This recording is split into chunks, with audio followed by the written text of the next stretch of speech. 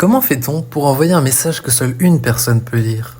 Eh bien, c'est assez simple. Prenons un exemple avec Steve et Alex. Steve souhaite envoyer un versement à Alex et envoie le message « Tiens, un versement de 150 €. Ce message est ensuite envoyé à une antenne qui le relaie vers Alex, qui le reçoit finalement. Maintenant, le problème c'est que si on a un hacker, il peut venir et intercepter le message quand il arrive à l'antenne. Alors, comment est-ce qu'on fait pour arrêter cette fuite? Une des méthodes de cryptographie permettant de prévenir cela est le chiffrement asymétrique. Comment cela fonctionne-t-il? Eh bien, on va utiliser une clé publique et une clé privée. Mais comment ça marche? Eh bien, quand Steve va envoyer un message, il va commencer par le numériser et le crypter. Et une fois qu'il sera crypté, si le hacker réussit à intercepter le message, il ne pourra pas comprendre ce qu'il contient. Seul Alex réussira à décrypter le message. Mais comment cela est-il possible?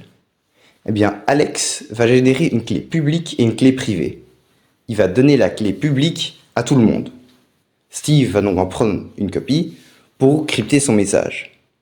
Mais si on essaie de décrypter ce message avec la clé publique, ça ne renvoie pas le message d'origine. Donc même si un hacker peut obtenir cette clé publique, il ne pourra jamais déchiffrer le message d'origine. Donc voilà un problème réglé. Le message, maintenant crypté, Steve pourra l'envoyer à Alex. Alex va alors utiliser sa clé privée pour décrypter ce message.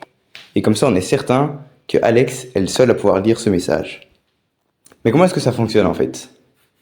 La méthode de chiffrement asymétrique la plus répandue est le système RSA. C'est ce qu'on va vous montrer juste ici. RSA, c'est un acronyme du nom de ces trois créateurs. Les calculs nécessaires au chiffrement se font modulo un entier. Voyez le calcul modulaire comme un calcul où le résultat doit se situer entre 1 et un entier, et lorsqu'on le dépasse, on revient à 1. Pour mieux visualiser le calcul modulaire, prenons un exemple. Ici, 13 modulo 5. La réponse est alors le reste de la division euclidienne, dans ce cas-ci 3. Pour RSA, cet entier est le produit de deux nombres premiers titanesques. Nous l'appellerons W. Le chiffrement s'effectue en mettant le nombre à chiffrer à la puissance E, qui est un exposant choisi arbitrairement, modulo W. Tout le génie de RSA réside dans le fait que le déchiffrement se fait en mettant le message chiffré à l'exposant D modulo W. L'essence de tout est que D est l'inverse de E modulo phi de W. Par phi de W, on entend l'indicatrice de l'heure de W. Alors, vous vous sentez sans doute un peu submergé sous mon tsunami de charabia, et ça ne fait rien.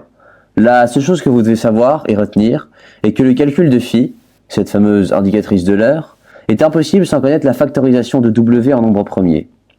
Or, comme ces nombres premiers sont titanesques, nos meilleurs ordinateurs les trouvent en 19 quadrillions d'années. La clé publique est alors composée de E et de W, et celle privée de W et de D.